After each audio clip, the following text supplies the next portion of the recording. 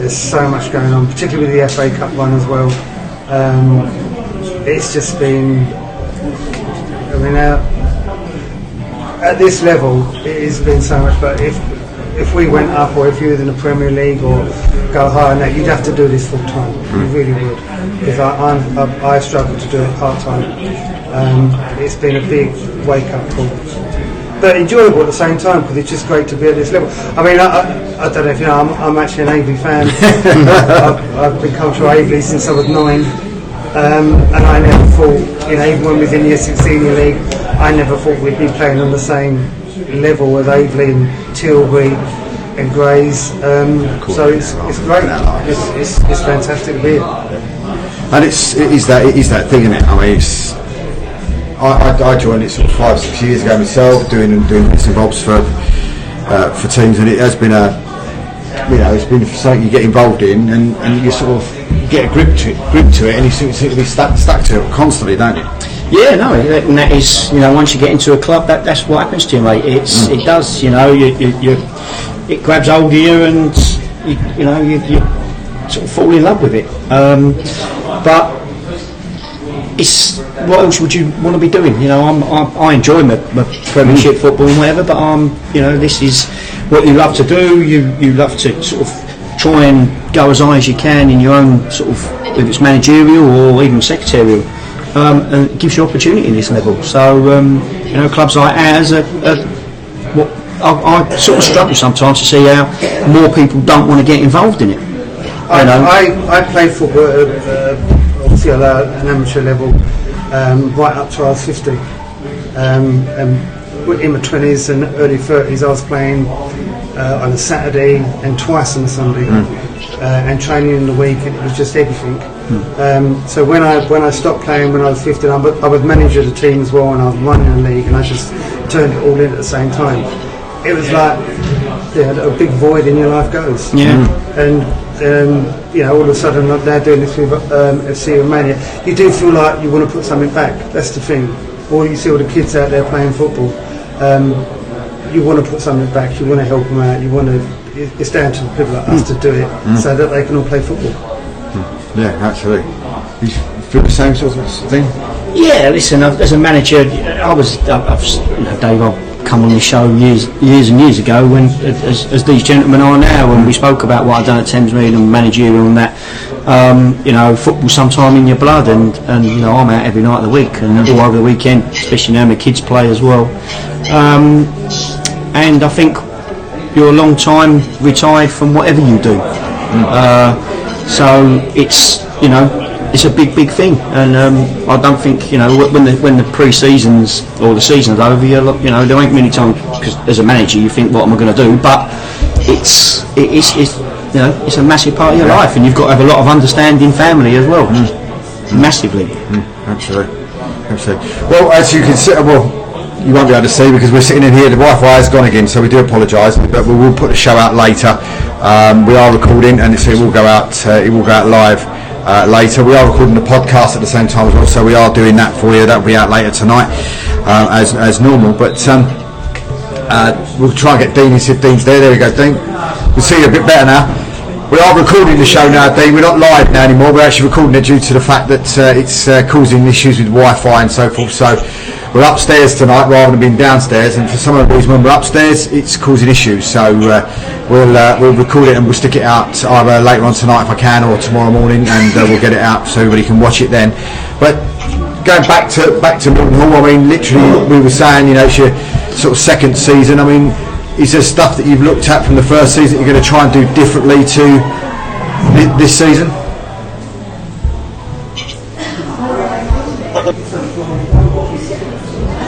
Well, I was going to I think we tried to recruit differently. I think, to be fair, in the summer I thought I needed 1 or 2 players, and we ended up having to bring loads of players in, so it's been difficult.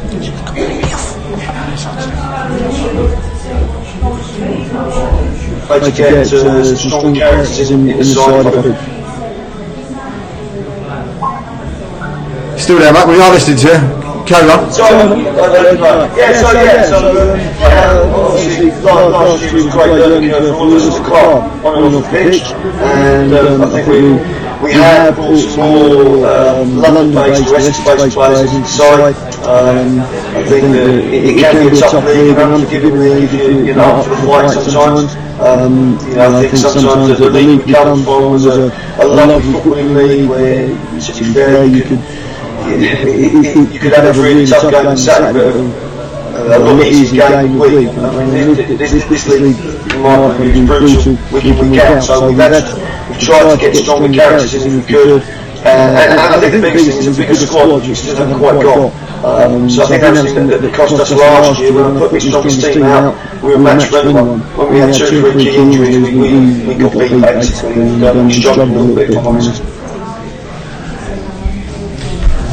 So now you've sort of got the recruitments. Obviously, tell us about your start for the year. It's obviously it hasn't been the best, but is it been down to just you gelling together? I think we're tough to beat. It doesn't help the Thursday games, we missed 2 penalties, so that doesn't help. I think from my point of view, just getting the balance right. I think we still need 2 players, and they're actually replace a lot of players in a short amount of time, which is difficult at the best of times. I don't think I've got the balance right at the side yet, if I'm really honest. So we're doing matches going forward. I do think we've been leaking some 2 goals, but it's possibly just, I think, 2 more players. We need 2 more players just to give us a bit more strength and depth. Sometimes we look at the bench and we haven't really got on the bench what we need to change the game or to keep the game how it is. How frustrating is that, mate, when you don't have what all the tools you require as a manager?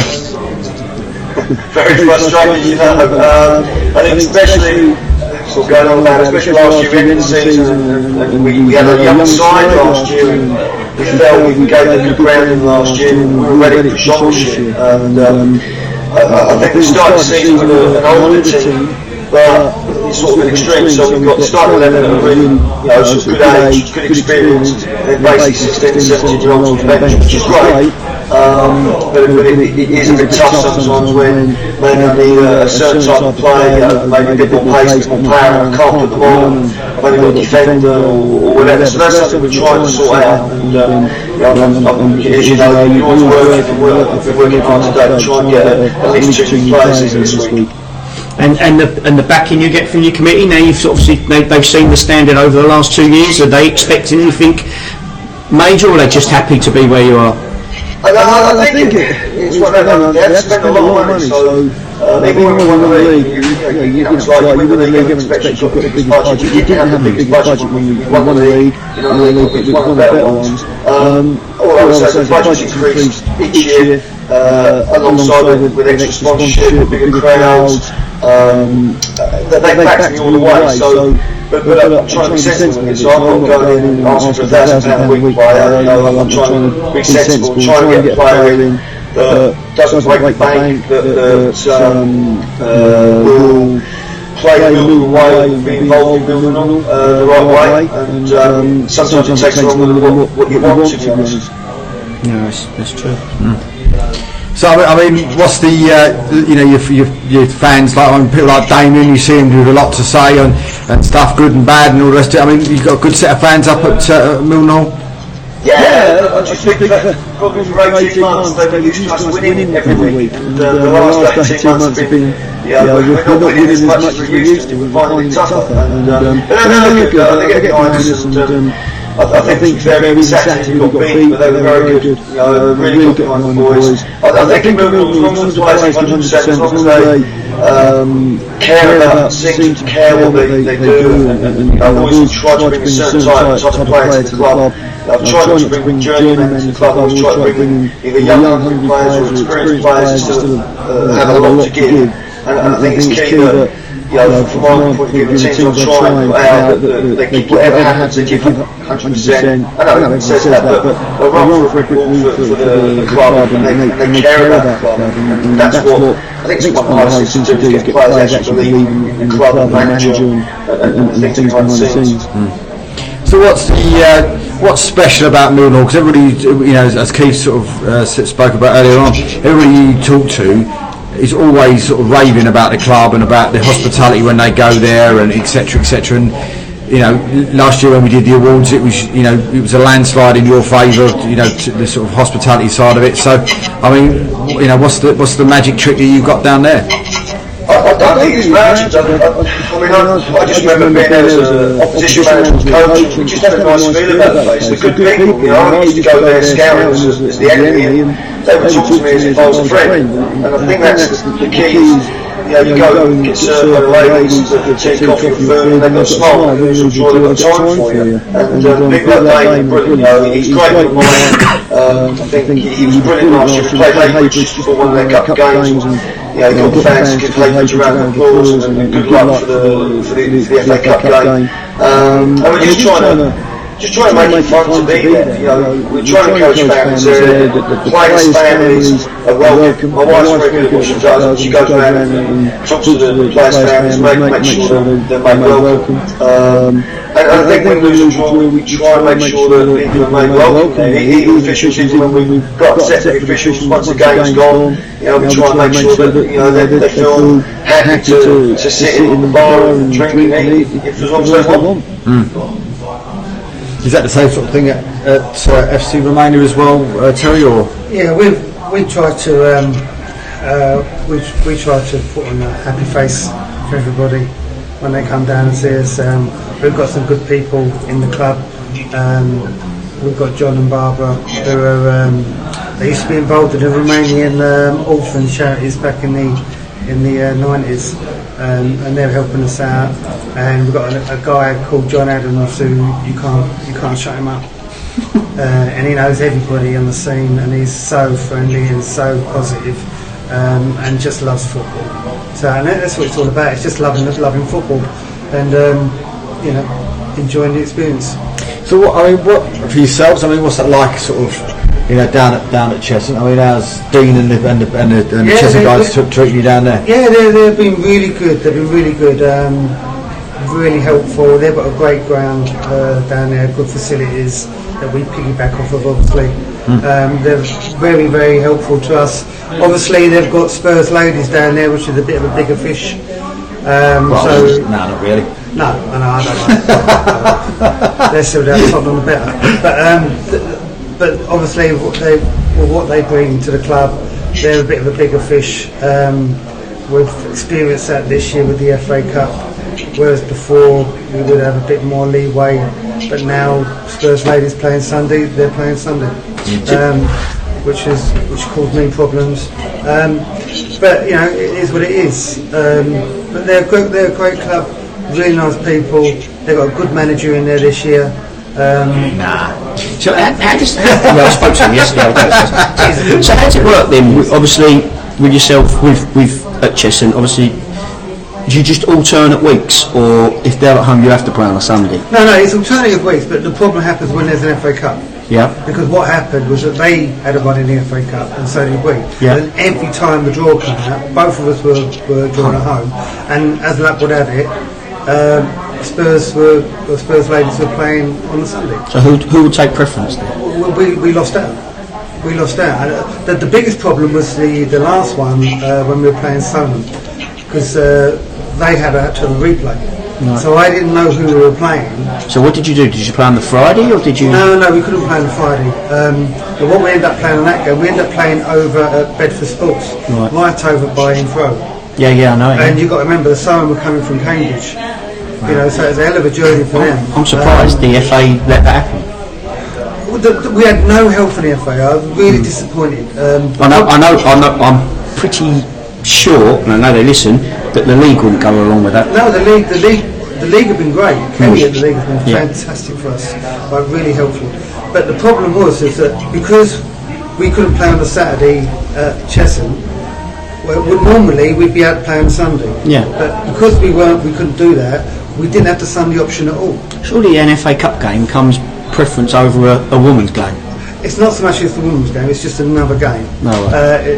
The fact it's not. I would have thought that FA Cup would take precedent over everything. Everything. But it didn't. And it is what it is. I mean, like I say, with the Greys game, we ended up switching down here, which is great for me because I live down the corner there. But you know, we still had to kick off at 11 o'clock in the morning. Yeah. Which So, is, you know, just to tell people, obviously, the history of FC Man. I know you said you come from obviously only been for a certain amount of years, but you must have had a home ground, or you've got a home ground somewhere. No, again, I'm the wrong person to talk to too much about the actual history because my involvement with it in the last 3 years. But it was they're playing around at Walthamstow area and that on the Rex round there and that kind of thing. And then it wasn't until they started coming up into the Essex Senior that they had to start looking for their own ground. So when you was in the Essex Senior last year, where was you playing now? We playing at Chester. We've been playing at Chester for a few years now. Oh, okay. Yeah, we've got a good relationship there. I mean, the long term is to find our own ground. Yeah. So FC Mania are actually from what area? Romania. London. I've got a Guernsey. We don't get over there. London. I think you could just say London. I mean, the manager is from Walthamstow. I'm from Thurrock. The players kind of scattered around Walthamstow. We've got some out by Heathrow here. We've got some in South London. So if we were to get a ground, it would be in the Walthamstow area. Okay. So is there any plans for obviously FC Romania to get to have a ground and have a home? We have. But the problem is that I think this season is going to be a big tell because the thing is that we've been on the rise all the way through for 12 years, doing really well. In the Essex Senior League, we never won it, but we was in the top 3, second, third, second, all that kind of thing, consistently doing well. Now we've gone up another step. Right, it's going to be a big season. Right, this team and this club isn't used to getting beat often. And like you were saying earlier on about having a run of games and winning and that type of stuff, they've never lost more than 2 games on the bounce. And so far it hasn't happened this year, but it might.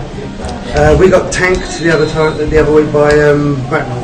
Yeah, they're a good side to be fair. But I mean that hasn't happened to this group of players before, to this club. So it's how we're going to react this year. It's a big learning curve, and I've been really impressed by the way we've started, and we're hopeful that we'll get through it to be strong for it, and then maybe looking at getting the ground because it's a big commitment. It's a lot of the money's got to come from somewhere. Yeah, well, that's what I was going to say. So where do you get the funding? What sort of fan base have you got? We haven't got a massive fan base. We've got good sponsorships. Ian's got some contacts in Romania, which is sponsorship wise. We've got some construction companies in this company they've sponsored this year. I want to do a radio show, do they? We are looking to raise the profile of the club. We're looking to, but it's little steps. Yeah. So it's a big thing. You know what happens in non-league football, right? You can crash just like that. So we've just got to be careful. And once we feel we're ready and we can get the funding, and we do think we can get the funding, but then making that ground, it's a big commitment after. You look at Avey, they've got this fantastic stadium, right? But a few years ago, when they're down at Millfield, a dying ground, right? And the club wasn't really going anywhere. There's 5 non-league, 5 clubs in Thurrock. Someone was definitely going to go. As it turns out, it was Purfleet or Thurrock FC, if you want to call them that. Someone was going to go, and Avey could have been one of them clubs. It could have happened. But then, bang, a new ground, a new future, and everything's on the up. But you just don't know with football. So, how did you get involved in FC Romania? Well, like I say, Ian's. I used to run a supporters club league in London. It was a league of football supporters clubs from outside London. So, like Arsenal, Chelsea, West Ham, they weren't allowed in it. It was all like Man City, Celtic, Rangers, those kind of clubs. And I've been involved in that league for 28 years, and Sunday football's dying. It's dying. You know, it's getting more and more money. We used to have 3 divisions of 12, and it went down to 2 divisions of 8. So I was fishing for clubs all over the place. We managed to get AFC Roma supporters club in the league. We got Shamrock Rovers. We very nearly got Barcelona, but that was the future of the league. It was foreign clubs, you know, getting them in, because the football supporters or English guys don't want to play football on a Sunday night. They don't. They're doing other stuff. They're doing stuff with their girlfriend. They'll play the midweek league. They'll do the hour down like on a Wednesday night, but they can't commit to a Sunday every single week. So we were looking for that, and I'd heard about ISTHMIAN. I met Ian, and I was kind of fishing for that. But it was very clear that they were way out of our league in more ways than one. And then Ian turned the tables on me and asked me to come over and get involved and help him, because obviously the higher standard they were getting, there's a bit of a language issue. It's all a bit, a bit much, can be. So I stepped in, and I wouldn't say I really enjoy it. It's tough. It is really tough.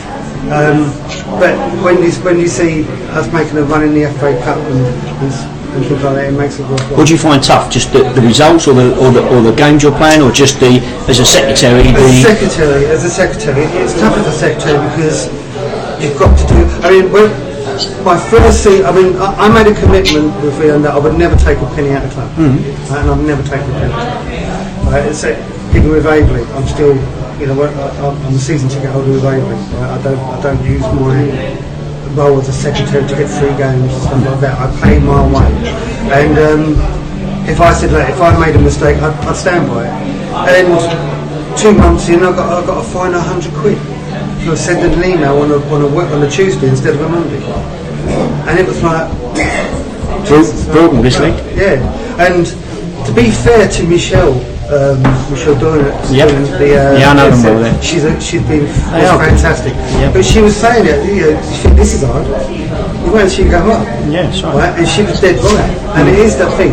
It's the commitment, because I've got a job. Yeah, of course. I'm self-employed, right? And I've got things I've got to do. And then you're sitting there, and your phone's going, and you've got to get something done by a deadline.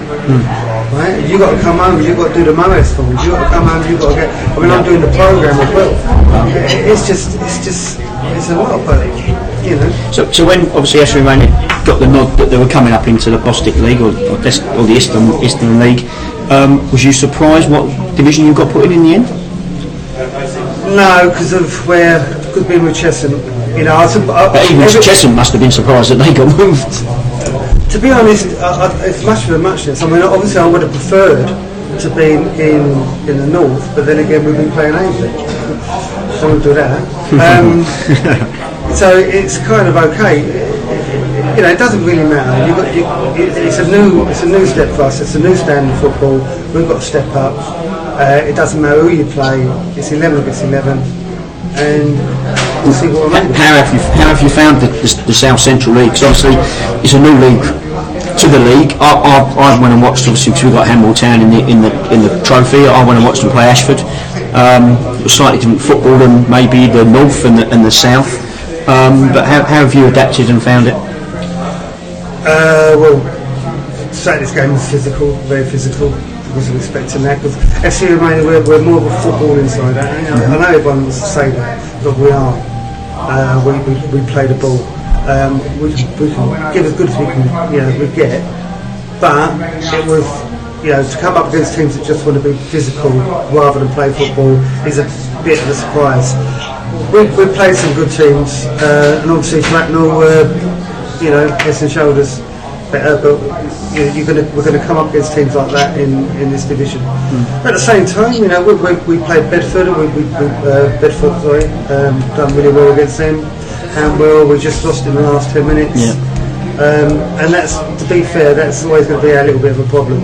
It's going to be the last 10 minutes. Yeah, you find that. Well, if you do scan and do your homework, and I'm sure Dean does as well, you'll see how many late goals there are in this level.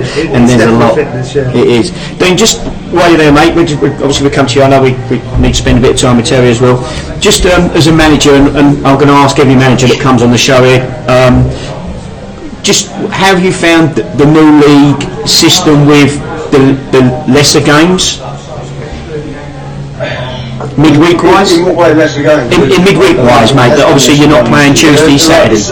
I think it was different. I think like last year we had Saturday, Tuesday for about 4 months, because we did well in the trophy and well in the FA Cup. I think the lesser games, I don't know whether it's helped us a lot, if I'm honest. I think I'd rather have played a few more games. Are you one of these managers that are looking for friendlies? Sometimes it seems to have been too long since we played again. I think we actually had 10, because we knocked out the FA Cup earlier this year, we had something like 10 days without a game. For me, actually, start the season, I'd rather play more games.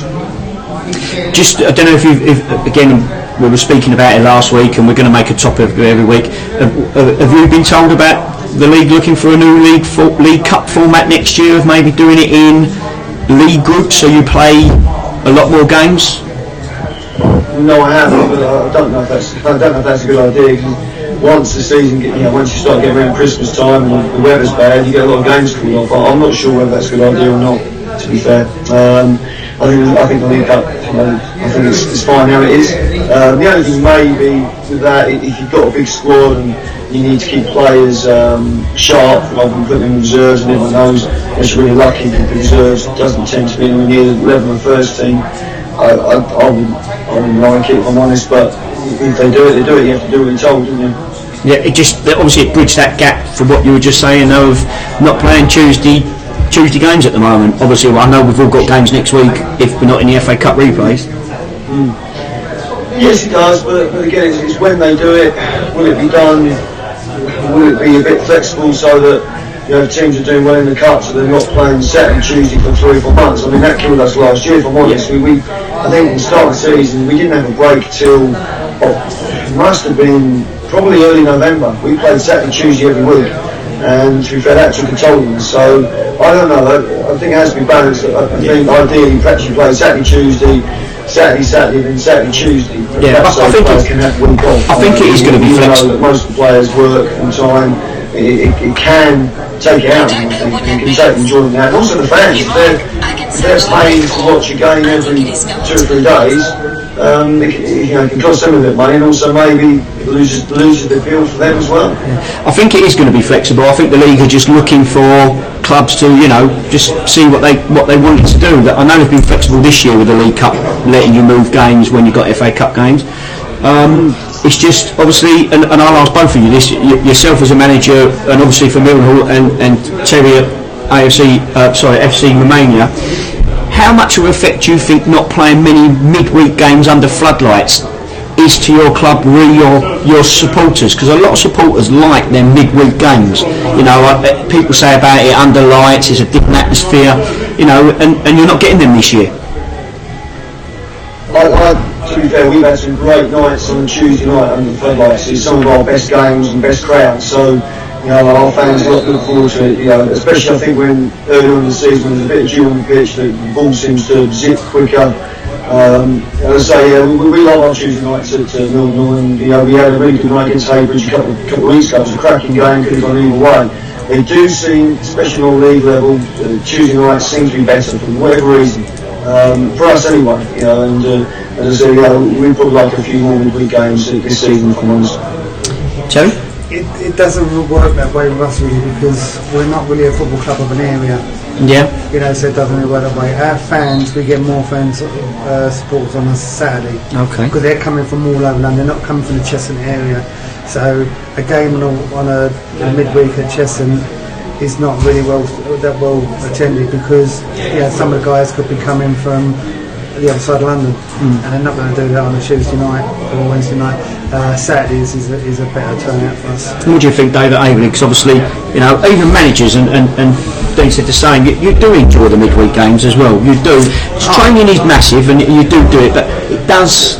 You'd rather do them things in a game. It does get, Yeah, I suppose for me it's been a little bit different last season, because doing the show and trying to do the show and watching the games and stuff. But when it was at Harlow, the games on the Tuesday night, were just amazing. They were probably 10 times better than a game on a Saturday, because as you just said, to Dean, the atmosphere was just so much better on a night game. I mean, I know we played Leaston in one game in a night replay, and I think it was FA Cup or Trophy, whatever it was, and the place had about 200 people in it, but it felt like it had about 2,500 in it. The place was just absolutely rocking, and it was just, as you said, it just seems to be a completely different atmosphere on those sort of night games. And I know Avery's done it. It's the question to Dean and Terry again, to try and bridge that gap. Have you thought about Friday night games? Because I know the league I know for a fact that Kelly will be screaming at the TV saying, well, you can have a Friday night game. Yeah, it's something we have spoke about, and it is something perhaps we need to look at again. I think to be fair, from my point of view, I coach every night, so I have a really good course, the goalkeeping course on Friday night, so I'd have to lose a bit of money to do that. But I think from our point of view, we've looked at that. We had a pre-season game on Friday against Kings Lynn, and that was very, very well supported. It's something we need to look at as a club. We have spoke about it, and I think, especially where we are, we've got Cambridge United close to us. We have obviously Norwich and Ipswich not that far away. Lots of other sort of non-league clubs we compete with, and you find sometimes when we play the week and no one else has played, the crowd's gone up by 30, it's not a lot I suppose, but 30, 40 people to us is a big increase, if you get an extra 30, 40 people. So I think it's something we need to look at, to be fair, Fridays, and I think the biggest thing for me, what we're trying to do is attract new supporters. We have done, families, perhaps a lot of the ground hoppers that like to go club to club, and we have a few of them now that come to us quite regularly, which is nice. So I think Friday night's been doing to look at seriously, to be honest. Yeah, not for us. Same thing. Yeah, and we like I say, a lot of the guys they work. Most of the guys that work in our team, funny enough, work in construction. So it's a very tiring job. Coming home, we work quite late. Coming home, then to get out and go play football on a Friday is not something that we're great on. We prefer to play on Saturday. Just again, just going back to FC Romania, because I don't really know too much about it. Only about maybe 6 years ago, when I owned Thames Mead, that they inquired about coming to Grand Share with us once, and we didn't know. To be fair, we thought the bit of it at the beginning was a bit of a hoax. Never heard of them, where they come from, and we were like, really? But obviously then they've come through the leagues. It was a little bit different, and so apologies to anyone there. I blame the other chairman at Thames Mead. But what sort of thing have you got in place apart from the first team? Have you got junior sides? Is there any reserves? This year we've tried to start a youth setup, but obviously again it is very difficult because of, like I say, we're not from an area, so attracting players in, and also the name kind of snookers us a little bit. I think at the beginning when the club was started, no one thought we'd get this far. Mm-hmm. So I mean, in the team we've got a couple of English guys. We've got. That's what I was going to say. Are you mainly Romanian or? No, we've got a couple of English guys. We've got the Cleveland brothers. We've got a Colombian as well. And obviously, I think the future is going to be more of an interaction. Okay. We don't know what the political scene is going to be in the next 10 years. How things are going to go. So. And hopefully by that time we will have established ourselves somewhere. We will have a ground. Maybe we will be in Walthamstow, and maybe we can start getting the community together and that. But at the moment, it's little steps. We have started with the youth setup, but not in a league. Okay. It's just to see how it's testing the water. See if we can start doing stuff as a proper club. So from an outsider, and obviously Dean's there. Obviously, I don't know your manager and other people listening. You'd sit there and go, they must either have a massive sponsor or something major, or this football club's not going to hang around too long either at this level or any level, because there doesn't seem to be much foundations. Obviously you're obviously paying out a lot of money to be at Cheshunt, because that's what it costs to Grand Share. We all know, Grand Share is not cheap. It's not viable. You don't get any money from it. You only get your gate. You don't get any bar money, and it's you basically, it's very, very difficult. Again, this is what I'm saying about this season being a tester to see how it's going to go. The players don't get paid. Yeah. Right. So it's all done on the love of the club. So are you going to find that hard this year? With maybe teams from your level maybe taking your better players because of that reason? We'll see. But at the moment, it's all about the love of the club. I think that when you talk to the players, they love playing for FC Romania. Right? It's something that's is close to their heart. So at the moment, we've got the loyalty side, and as you say, in the future, if we want to keep going, we're going to have to start making some money, because we won't be having players that are playing for the love of the club. Yeah. We'll have players that will be looking around. So that's going to have to be what we have to do in the future. But it's little by little at the moment. Dean, I was just looking at some of your fixtures that you've got coming up, and I think there's a mistake in football web pages, because we'll read them out. But you've got Grays this weekend, and then you go to localish, I suppose, derby against Dereham, then Surham, then Heybridge, and you sit we playing Aylesbury United 2 days in a row. 13th and the 14th. Yeah, it's on a Sunday. I think it's late ground share. Yeah, I went up there a few years ago. On the right day. So we've got some good games coming up, to be fair. Tight old pitch that up there, David. I don't know if you've been up, Dean, if you've been up there, Aylesbury. A few years ago. I actually played a long time ago, so I'm sure when we get there. We'll have to scale it and like we did last year with the big cup games, and we'll go and give it a go. So we did well at the trophy last year against the odds, but obviously it's another tough one, and it's something to look forward to. We'll take a few fans, get the coach down there, and they'll support us. And my concern the next couple of weeks is getting our first league win and trying to get a run together. So you're down where we are, of course, this weekend. So you're down here this weekend to play Grave. We went there a few times. I think we went 3 times last year. I think Brentwood had to switch game now, obviously play you guys and play Grey. So yeah, another tough game. Grey's a good side, and you probably expect Grey to do better than they've done the last couple of years. So we'll come and give it a go. I'm trying to bring 2 players into the weekend just to add a bit of strength to us. But if not, we'll go with what we've got. And I know Sim's watching, so and he's I think the words he used was he hopes the show's curse hits. I don't know if you read the I'm working reverse, very much like the last 2 weeks. The curse works in reverse for us, mate, from there. But we had 2 really tough games against them last year, and I expect that to be nothing different, to be fair. And perhaps to be fair, it was interesting last year at the start of the season. You gave us one on the AstroTurf at Sudbury, and then to be fair, the last 3 or 4 games we've had on the AstroTurf, we haven't really done ourselves justice. So that's something we'll look at. We're training twice this week, so we're going to try and get ourselves in the right frame of mind to play Saturday, and to get a positive result. And it's crazy football sometimes. We played okay. We played in some ways better than last year. And we haven't had the points I think we should have had. We should have had at least 3 or 4 more points on the table. So we're hoping Lady Luck showing us a little bit of make our own luck. I'd rather sooner or later to get 3 points, and that just takes the pressure off everyone. What do you, as a manager, and I suppose Keith the same thing as well, but what do you have to do differently in your training sessions, maybe leading up to a game when you're used to playing on grass and all of a sudden you're going to play a team that's playing on 3G? Is there anything different you have to approach differently? Well, ideally, you go and train on AstroTurf, to be fair, and AstroTurf is similar. Last year we were training this time of year on AstroTurf for about 3-4 months, but we were only there for an hour, so that didn't help. We've been training grass this week.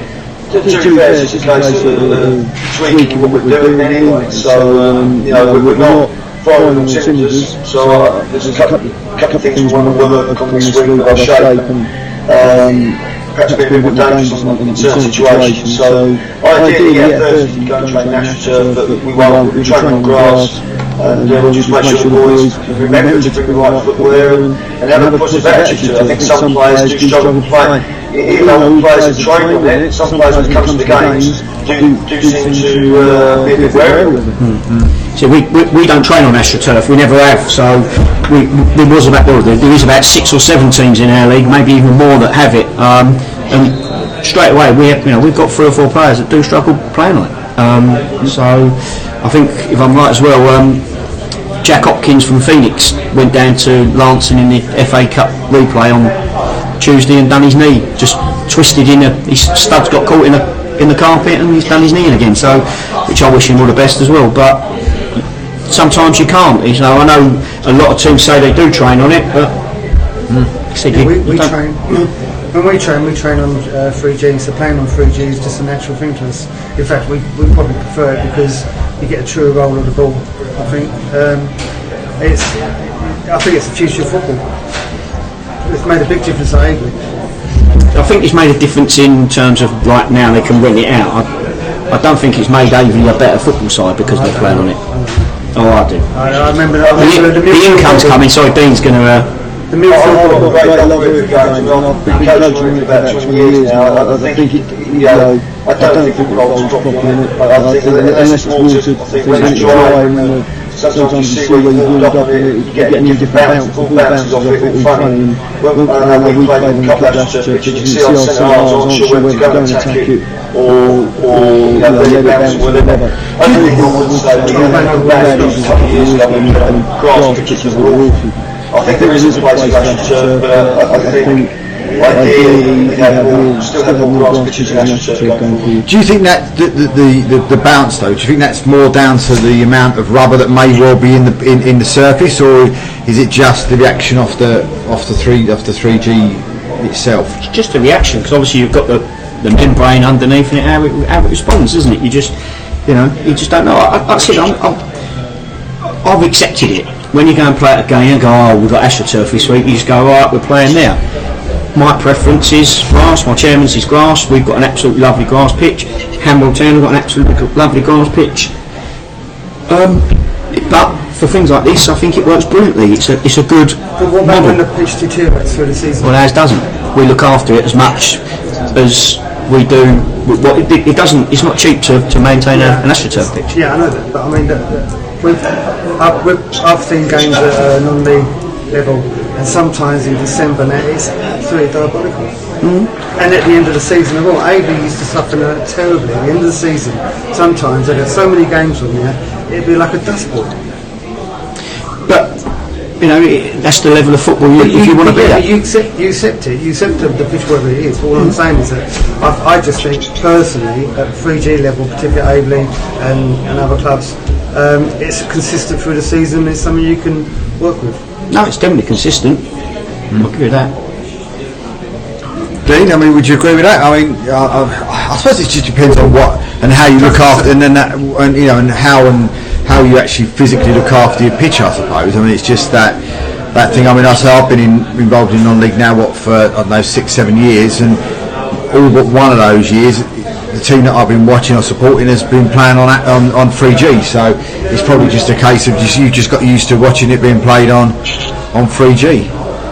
I think in an ideal world, we have grass pitches that are well maintained, unfortunately that's money or having someone to do it, but there's nothing. We were very lucky with the grounds we've had the last couple of years, and just our grounds last year was nicked by Kingsley, to prevent doing a treacherous job at Kingsley. Our pitch is lovely, and I think to get crowds in the non-league level you do need a half-decent pitch. I think you see that game, and I think for us, even if we haven't played brilliantly, usually the game's better because it's on a good surface. I just think it's a slightly different game on AstroTurf. That's only my opinion. I've seen all different types of other games on AstroTurf, from academies to top semi-pro level.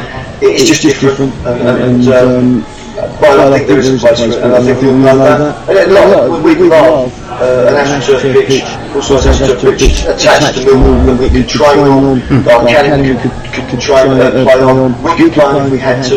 I don't know in the future if that's something that can be done where a big enough club has a grass pitch, but if they need to, they can switch the game to AstroTurf. I don't know if that makes it a bit Mickey Mouse, I don't know, but I still think with the money you're washing in football in this country, there should be more space for grass pitches in my opinion. I agree, and I think we were lucky at Thamesley when we designed it. That's what we had. We had a grass pitch one side of the stand and an AstroTurf on the other to train on. But I just think that it's always an argument that everyone would have. But the majority of a football fan would rather watch a game being played on a grass pitch. And look at all the pro teams when they're drawn away on an AstroTurf. They go, oh really? So it just gives you that. I think you just get a bit. Don't get me wrong. Without the pump, when you're watching a game on it is like you're watching a plastic game of football. I think that will change. I don't think it will. I think people have made them right now, but I think it will change in the long run. I think this is going to be the future, particularly in non-league football. Well, I've sort of made a statement. I think within 10 years there won't be an AstroTurf pitch here. Ooh, okay. There we go. Not here, but playing on. I think that. What will we be doing here then? I think, well, if you just look at the other breeds, like in Holland and that, when they've ripped them all up, they've ripped them up for a reason, and I think we will follow suit. I think technology and things will come out and will prove that they're not very good here. Dean, you're I think you saw more hybrids when I was working at Norwich. The main pitch, the main training pitch there, the first 2 years, was based on half grass, in and out of turf. So I think you might find a bit like you said, the technology to improve. I think you have grass pitches, more grass pitches, but I think the AstroTurf were a better substitute that will hold grass better. I think you can see it, and especially when it gets a bit older, the AstroTurf. I do a lot of coaching, and one of my sessions the other night, the goalkeepers were moaning about it, and that was a brand new state-of-the-art AstroTurf pitch 8-9 years ago, and it's showing signs of wear. So I think technology will be where maybe grass is hard wearing, maybe they can mix something in the grass, a soft fibre in the AstroTurf that's longer lasting and doesn't do that much damage to players. I still think players, my players have known, they've had different types of players over the last 3.5 years. Most of them have played a game on AstroTurf, and moaning when 2 days later their hands are tight, their calves are tight, even though they train them. But we play mainly on grass. I think the body does take a different type of stress than the AstroTurf. No, I agree. Like I said, I do, and I think for clubs like this, that it is a good business model, and I think clubs like this do need it. I understand that, but like I said, if we're just talking about preference and what we think. Well, one thing me and Keith have been putting out there, just to break into this sort of conversation for a second, one of the things that I've been putting out there alongside Keith as well is, of course, the show itself. He's looking for a new sponsor this year, so if there is anybody out there that knows of a company, or there is a company out there that might be interested in sponsoring the show, you get your name in the title of the show, a bit like last year with Mid-Kent Metals, and we'll call it whatever, ISTHMIAN show, depending on the company. So if there's somebody out there that wants to sponsor the show, then please get in contact with me or Keith, and we can get the ball rolling to get you as a sponsor to the show. We normally get, as we say, around 4,000 people watching the show through all the different types of media that we put it out to, so it'd be great if we could find someone that would be interested in doing it, but we'll leave that with everybody, and hopefully somebody will come forward. But I mean, I suppose looking at some of these other divisions then, I mean, if we say the central division, of course, with FC remaining in, I mean, who do you see is your main protagonist in that league? Obviously after what they did to us, and Waltham Abbey, they've spent a lot. They've got a good setup down there. We expect them to be for the top in there. So I mean, with Waltham Abbey, I mean, are you surprised? And I'll ask everybody, are you actually surprised around the fact that Mark went to Waltham Abbey and maybe a team that was higher up the echelon didn't come in for him? Well, it's hard to say, isn't it? Because if there's no offers on the table, then where'd you go? Obviously, over the years, Waltham Abbey have spent money on their pitch. We were talking about pitches. There's been a disgrace, and now it's decent. But the chairman there has done wonders. To be fair, Dave, you know what the club was like, and they've really had a go. So he's mostly looked at it and thought, well, they could be a progressive club, and where they're based, there's obviously a fan base there, and it's a catchment area. He's took most of his side there, and it's not a surprise that they're doing so well. Dean, was you surprised? No, because I think sometimes as a manager you go where you feel you can do a good job, where perhaps you feel that the committee get you, that they understand you, where you feel that they're not going to interfere, where they're going to support you. And I don't think, especially in the league, I don't think it's in the case of levels. I think it's just going somewhere where you feel you can do your job properly. And like with me, I love it. I've had 3.5 years. It's been the best club I've been at for probably 20 years. Because they get me, and I've been allowed to do my job properly, and allowed to set up an academy. Everything runs together. So I think sometimes as a manager, it's not even the size of the club or the reputation of the club. I think you go and talk to the chair, and you go through the doors, and you feel like that place, you feel welcome there, and you feel that's where you can go and do a good job. Do you agree? No, 100%. 100%. He's right, and it's really that Dean's just said. It gives you just that little bit. That's what you do it for, and you've got to have ambition. You look at a club and go, what can they offer me, or they just want to stagnate? And I said this about my own club. I told you that in pre-season we needed to chat with the chairman a bit. They had different and Terry said about ISTHMIAN, different clubs have different means at different certain times, and they might have to pay for this or pay for that. But you, as a manager, you want to try and win something, or you want to challenge and be ambitious. But obviously, you've got to live in the club means. But they've done a great, job over there, and Mark's a decent manager, so it's no surprise that I think they will be challenging. Mark, so Dean, who do you see sort of challenging at the top of the South Central this year? Do you see it the likes of Bracknell, Waltham Abbey?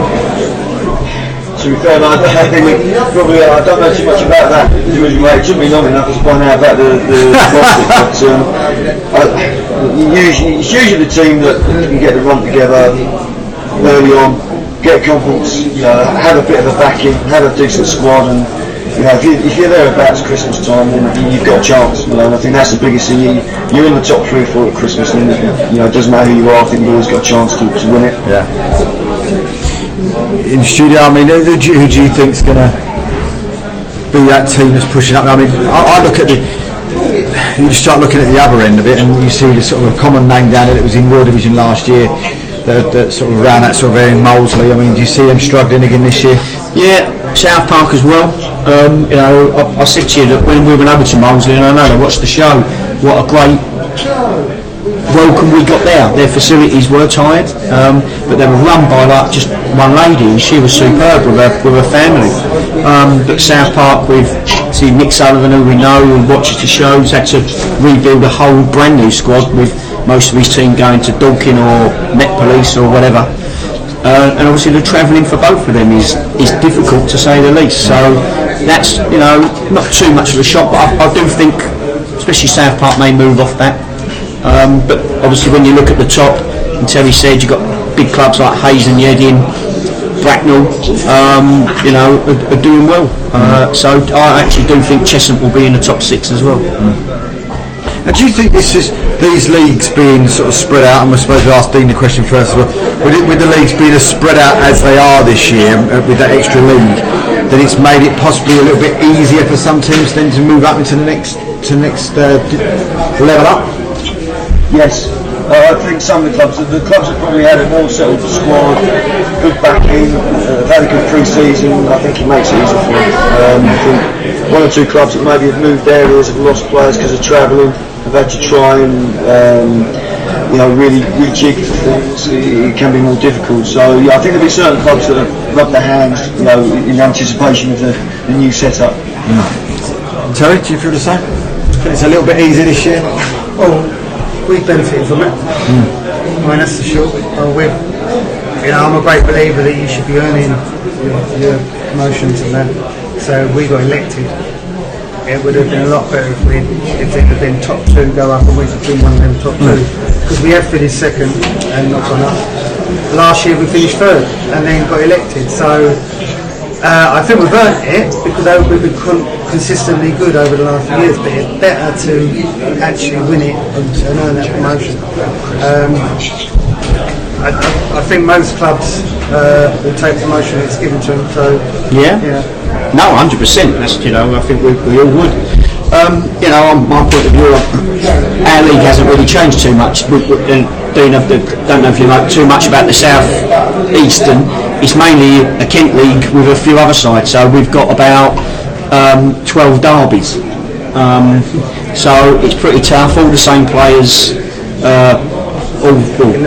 in the mix for the same clubs, and it's not as easy. But it hasn't made as easy in that way. And we just got good Jim. We're just being joined by an extra body. You might recognise him, Dean. Sorry, I lost you for about 30 seconds. Sorry, I said we've just been joined by someone that you might recognise as well now, as we're at Averley. So, right, Dean. James has come in. Who's that? So I've got video, mate. I can't see. Oh, sorry, you ain't got video. So we've got James from Averley. He's just come in.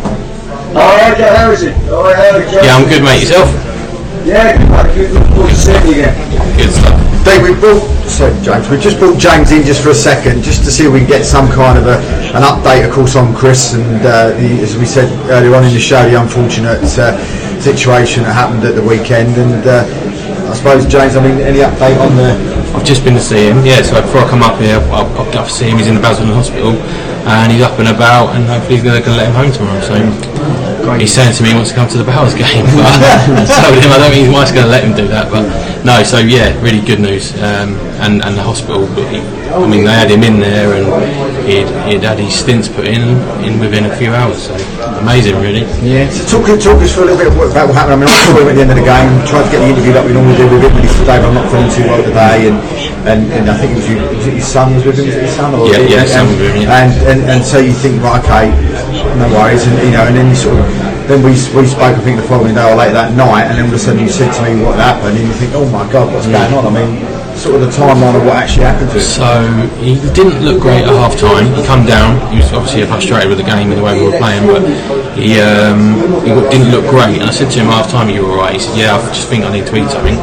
So I was left at that. Normally, when the game finishes, he comes on the pitch and sees us. He didn't, so I went looking for him, and he was sitting downstairs in the car and really pale. And I was like, "Look, you don't look right, mate. Should we get you home at least?" And he said, "Yeah, come on, then we'll shoot off." So we shot off, got on the M25, and he's sitting in the car with his chest a bit. I said, "You all right?" He said, "Well, I just not feeling right. I feel like my chest's on fire." And I was like, "Right, well, we better go get you sorted then." And we got off the M25 at the A12, and he said, "Oh, it's gone off now. It might just been a bit up." And he had a little minor operation on his arm. Maybe thinking that it got infected and that was a problem. So he said, "No, I feel alright now." He said, "Just get me home and our wife will sort me out."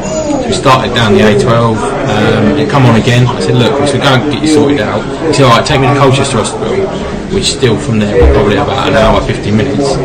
I said, "Well, I don't know, mate." And then we got to Brentwood and it got worse again. I said, "Look, let's just get you." So we shot down to Chelmsford, took him in. Fortunately, he went straight through, got a blood pressure done, that flagged something up, rushed him straight through, put him in an ambulance, took him to Basildon, and as I say, he had the operation within hours. So amazing, really. And sitting up today, and he's eating, and then he feels great. He says so. Doesn't feel like anything's even happened. So it's amazing what they can do these days. So I suppose also from the weekend, like you were just in half time today watching the game. The game of the weekend. I mean, how did you feel that went for yourself at the weekend? It seemed to be a little bit as if we had a mad 7 minutes where we got those goals, and it must have been a difficult situation to be playing, especially how the first goal, or how the send-off came about when it was a bit of a, shall we say, contentious decision by the referee at the time when Alex was through on goal and he blows him up just his back, ball in the back of the net, back and then sends off the defender.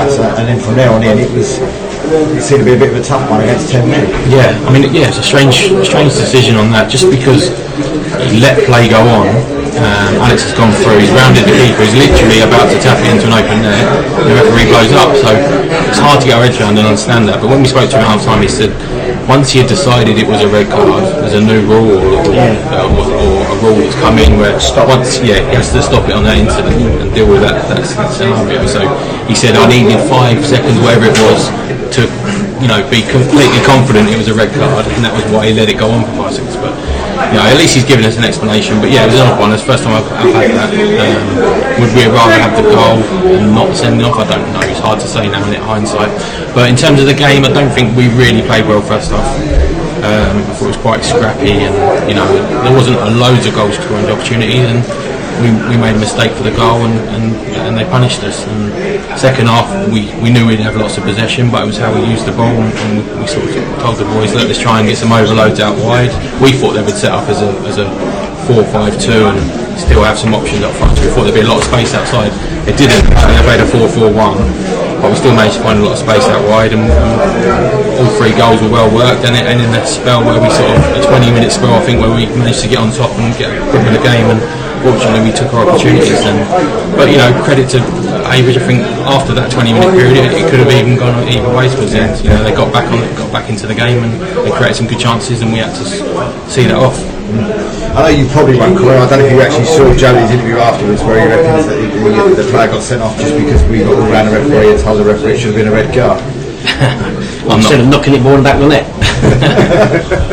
Yeah, I wasn't at the game, so trying to get something controversial. I'm not. I'm just asking the question. I saw him I watched it before I came out.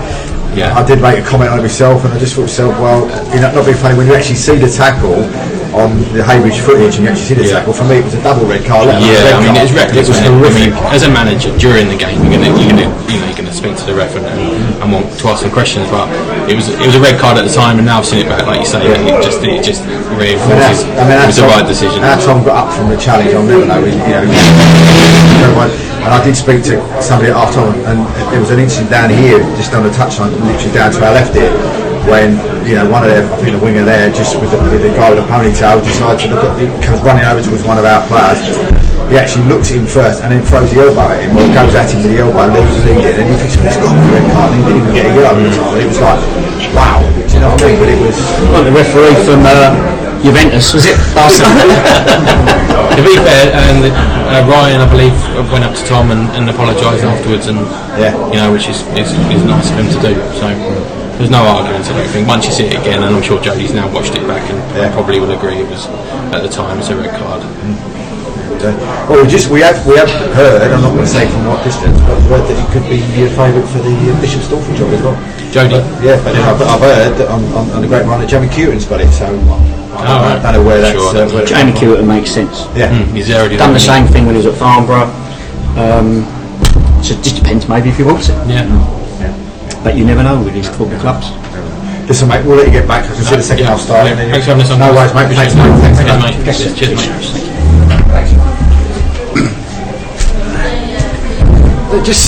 It just seems that from what James said there, with Chris, it seems like he was very lucky. Well, if he maybe would have listened to him, took him home, you don't know, do you? If he'd have made it. So, what do you do in that situation? You won't be getting out of your car and get him in the right place. And obviously he made the right call. And listen, it's always better to be safe than sorry, mate, and especially saying like that. And I think it's good that James knows what Chris is like as well. Yeah, so you can pick that. You know if someone's not right or if they're just looking a bit off. So fair play to James for doing it. Mostly saved his life. Yeah. Dean, your thoughts on that? I mean, that's something you don't want to be in every day of the week, do you? Well, unfortunately, I was in something. I went and watched a game at Goulston, the old boy collapsed, and I had to do CPR. And so I sort of had first-hand knowledge of experience of that happening. So I think it can be stressful football, but again, we all want to win and everything else, but your health has to come first. So I think we always try and have a top physio with us at every game. So anything like that happens, hopefully, we would be okay. But you have to be sensible. You have to be sensible. Football's not the end of the world, and your health, your health has to come first. Yeah. I suppose that's the good thing, about now with most clubs, if not all of them, have got the. You've got to have a defibrillator. The defibrillator in the club. Part of being in this league, you've got to have a defibrillator. So, and I think I think that's good. And if we're going into it, is that you're made aware more now about symptoms, and you're made aware with certain things like that, just with the player situation, with what's gone on. So, it can happen to anyone. It doesn't have to be an old person there, which is obviously sad. You see that, and I can't remember which club it is, but there is a club there, of course, that have been sort of in our league as well. And the name was, I've lost the name in a minute, but are actually doing that, where they're doing all the tests on the kids and all the rest of it. It was Tommy Angels, isn't it? That's it. Tommy was doing it. Yeah. Where it's. I think they had about 2 or 3 players. The young lad died, didn't he? Wayne, not fella. It's gone with. So junior, sorry. And they've got together with other clubs in Kent, to be fair, and they do screening tests. And you can pay, it's not a huge amount for your whole team to go down and have a screening test. It's a very good idea. Is that something that you think is a good thing that Dean, with these, say like Tonbridge have started that with these sort of screening tests, for the players as well? I think it's a great idea. I think, especially, we all train players hard, and you just don't know. I mean, you can have the players been working silly shifts, not ate properly. You just don't know, especially when we're all dealing with youngsters as well. We're all bringing youngsters through the teams and that. I think it's a great idea, to be fair, and thinking about it, it's something I might go back and try and see if we can do. I just think what they've done is, and they sent round to local clubs, even like junior clubs, from ages from I think 14 upwards, and just seeing, you know, the more they could get there, the cheaper it would be, and they offered it out, and I know they done it last year. I'm not sure if they're doing it this year, but it's a, you know, it could save your boy's life or whatever. I don't think any parent would not do it. Yeah, absolutely. No, absolutely. I suppose looking at some of these games, then I suppose we should have a quick look at some of the games before we go today. And of course, I suppose it's FA Cup week again this weekend, and of course there's going to be a few of our clubs that are still in the FA Cup. I mean, FC Romania yourself. I mean, you've got is it Beaconsfield? Yep. Yep, we've got them at home finally. We're confident. We're seem to be turning on the FA Cup. Nice bit of prize money. Yeah, it's been good. The players are getting rewarded for it as well. Good. So it's The manager is. Yeah, the manager's done a fantastic job. He really has. The way we've approached all the FA Cup games and the way the teams have performed has been absolutely outstanding. There's a great attitude. We just wish that we just could maintain that attitude all the time. Yeah. You know, but it's football's tough, isn't it? I mean, you get a lift for one game in the FA Cup. You get, because they know all about the FA Cup, these guys. Yeah. Like, the manager is all over this. We know about the history of the competition, and it's big for them. Do you know what, Dave? I'm going to make my prediction of the shock of the round. Yeah. Right. I'm going for Hastings to beat Dulwich Hamlet. Now, Gavin, who's my mate, is going to be ringing me up after this. And thinking, what are you doing? I just think they're equipped. I think they've got quality. They're quick, and they match them up. And I'll fancy them. On that, I suppose, I know they're not necessarily in our league, but congratulations to Gavin. They got their first win, and against Woking as well, which is a cracking result for them. Let's have a quick look then. So we've got AFC Hornchurch versus East Grinstead. We have got, I'm going to have to go down these as quick as I possibly can. We've got Bognor versus AFC Sudbury, and I know Mark's trying to get the coach with his supporters on, ready to get down there for that one. Yeah, this is a tough game, this. Bowers and Pitsea versus Hemel Hempstead. Had a good start. That's going to be a good game, that. Where are we? Chelmsford City versus Worthing. That'd be another cracker. Yeah. Where else have we got? Coggeshall Town versus Walton It'd be Casuals. interesting because Walton, obviously they're in a difficult league, but they haven't had the best start. But that'd be a good marker for them. Concord Rangers versus Margate. Fancy Margate. Dulwich Hamlet against Tonbridge. Dulwich Hamlet versus Tonbridge Angels. Now that could be a humdinger, that one. East Thurrock versus Whitehawk. Egham Town versus Brightlingsea. FC Romania, as we said, versus Beaconsfield. Ramsgate against Gosport Borough. Hampton and Richmond Borough versus Burgess Hill Town. Hanwell Town versus Lowestoft Town. Haringey Borough versus Enriff Town.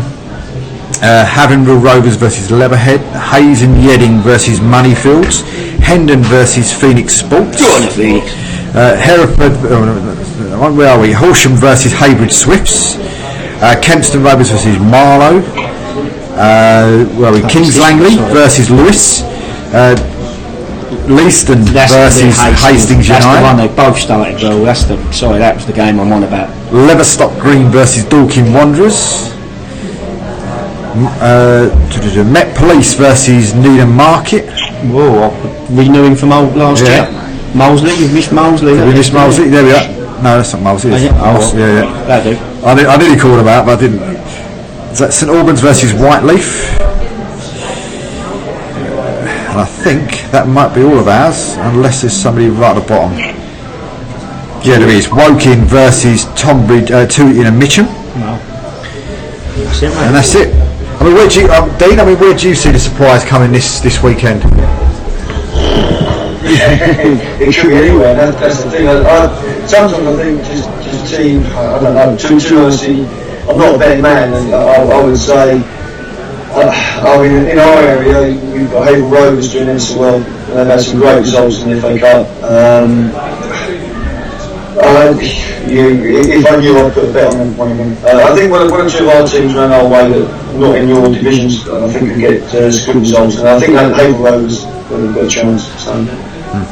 I mean, is there a team then for being Millwall manager that you look at and either you really desperate to play in a friendly, or is there somebody desperate to get in an FA Cup, FA trophy or in the league? Is there somebody that you really like playing and really want to turn over? Is there somebody? There's got to be one team out there, surely. Well, we did it last year. We beat Kings in a way in the trophy with half the team, and I don't know really. Perhaps I suppose a big club like Billericay or something, or a club like that possibly a club that are financially backed, and we would feel we were underdogs and feel that we would have to go and show what we were made of. Not really. There's not really any club that I don't know really. I'd like to get Millwall to play a conference team or a pro team in one of the cups, so the FA Cup or the trophy, that'd be an aim. But as to turn someone over, not really. It doesn't matter really. To be fair, there's no team I really hate or think, I'd love to play them and stick one over them. It doesn't really bother me, to be honest. And I just want to be in the cups. Just want to be playing against the highest team we can play against. I was waiting for you to say Greys then. No, he starts. I think the cups are great. The trophy and the FA Cup are amazing. I'm glad we're not still in the FA Cup. There's something special there, and you always feel you've got a chance, even if you're bottom of the table playing against a team 2-3 divisions higher, top of the table, and with all them, they might have some great players. There's always a chance, and it's huge. It's unlike it just comes out of the blue sometimes. There's no rhyme or reason when the FA Cup, and you've seen it over the years. The team suddenly just put a result, a performance in that they haven't done all season, and get an amazing sort of a result that they never had in the next 30 years. Keith, somebody that you look for? No, not expensive. No. We want to turn that result back. Listen, as a club, we have a massive rivalry with Phoenix, obviously, because it's across the road. It's the closest derby you'll ever get. But we're all mates, so that would be that one. You do want a big side if you're in a cup, and you want to take your team there and show what you can do. But I wouldn't say I sit there and look for, I want to play them every week. I'm not really fussed. Listen, as long as we win, it makes your weekend. So I've gone through all that, Dave. Too old to have grudges against another team. Sorry? Well, I like Big Tilbury because I'm not a massive fan of Tilbury. But then we beat Greys, so I mean, beating teams that you know of, teams that are local teams that are, for me personally, like beating teams around here would be great. But it's the same. We just said, I mean, just whoever you're playing, doesn't matter who it is, as long as you get through to the next round. It was a big game for you, Dave, on Saturday. Also, James just said going to Bowers. That's in the week. This week, midweek. Is it? Yeah, that's midweek. I think it's tomorrow night. Yeah. Wow, what a good game that's tomorrow night. Yeah, we've got a great game. Then I think we go to Surham at the weekend. I think if I'm not mistaken, without physically looking, but I think that's where we go at the weekend. So it'll be an interesting one. And a few away games, and then we've got back for I think the next home game is possibly Tooting and Mitcham in the trophy. So and then the Velocity Trophy, Chesson. Oh, Chesson, yeah, we've got Chesson as well. Yeah, we've got Chesson as well next Monday. Yeah. Well, listen, Dean, we've said a massive thank you to you for coming on tonight, and apologies to you that we wasn't live for the full of it, but I say the podcast is still recording in the background. We've still got this recording, and we'll upload this probably in the morning, so everybody, and I'll download it to the Milton Hall page as well, so people can get to see it anyway. So it'll be on there for later on anyway. But massive thank you for coming on tonight and giving us your time, and hopefully you get the result you want at the weekend, and keep getting the club in the right direction. Yeah, thank you very much, guys. Thanks for having me. I hope you can hear me. I don't even know if you can hear me half the time. Yeah, no, it was alright. Thank you very much, guys. Yeah, no worries. Thanks, Dean. Thanks, mate. Bye. Bye. And of course, massive thank you to Keith as well for coming in tonight, and of course also to Terry as well, and wish you as well with FC Romania all the very best as well, and hopefully you go from strength to strength as well with that as well. And of course, me and Keith will be with you again next week. Hopefully we may even have Hanwell Town with us next week, either by Skype or with us here in the studio, plus other guests as well. But don't forget, of course, if you want to sponsor the show, get in touch with either me or Keith. We're more than happy to have that conversation with you. Of course, as we said, we've been doing the show now for this is the 6th year we've been doing it, so It's free publicity for the league, free publicity for all your clubs as well. So, you know, if there's anybody out there that wants to sponsor the show, then please, you know, get in touch with us. But until then, and until next week, from me and from Keith and from Terry, good night.